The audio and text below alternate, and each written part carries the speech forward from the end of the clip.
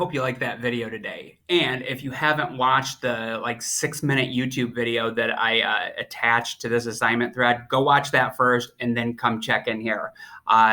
Because this is count day and I'm putting like a little more emphasis and some extra credit and whatnot onto this assignment, and it's really important you make a good quality comment on the discussion thread today. I decided to keep everything even a little bit briefer than I normally would. So I'm not going to have a really long, drawn out video for you to watch, and I'm not going to give a real long and like instructional video either. We'll keep it pretty short and sweet today, and I just want to make sure that everybody puts a good comment on this discussion thread, and I will give you some feedback on it. So one of the things, like humanities, it's a class that's kind of about being a human and like the struggles we face today. Now, we look at a lot of human problems around the world, like kind of the social studies angle of it. But I also want to make a big part of this class.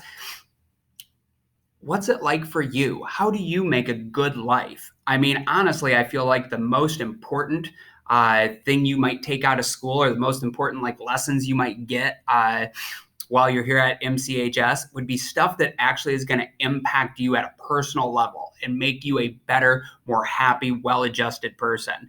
That's the most important thing I want to do with this class is take some life advice, some things that I've picked up in my 40 years on planet Earth, and I'm going to sprinkle it across the top and kind of spread it out and give it to you in little bits and chunks and pieces. So this is the first time this year that I'm giving any advice on like just kind of like the life advice thread.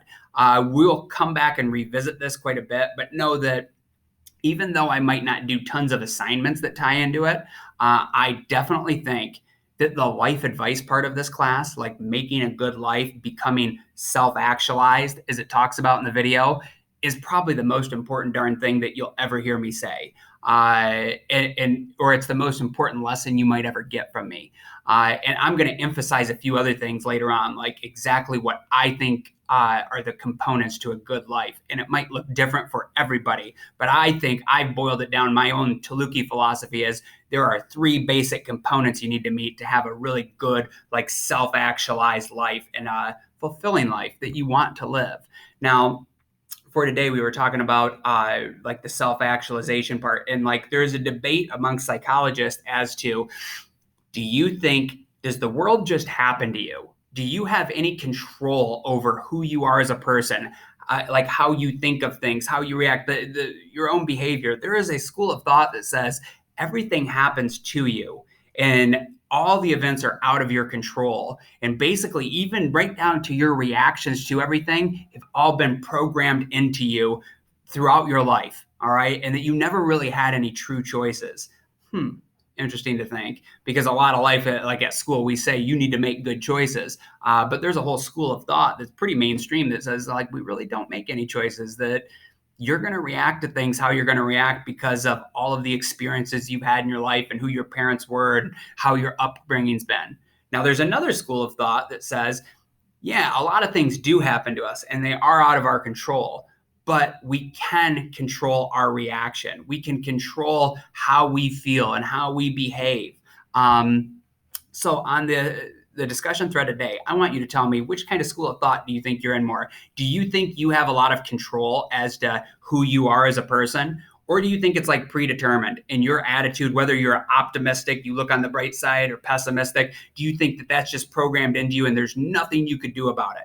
So do you think you have control in your own life? Do you feel like your choices will impact the kind of life you live? Or do you think it's almost like predestined and written in the stars that your life's going to play out the way it's going to play out and you really don't have any choices? I think I'm more, and I don't want to have my bias come through and influence what you're going to say, but I feel like you do have an impact on your life and you can make choices. I think that's a more optimistic approach, but I'm also more of an optimistic kind of person. So the first is, do you have control over your life? Can you make those own decisions and have sway as to which direction your life's going and whether you'll be a happy, well-adjusted person or not? That's question 1. Question 2, just kind of sum up for me. Are you an optimist or a pessimist? An optimist is somebody that always looks on the bright side. Pessimist is somebody that always sees the negative in things.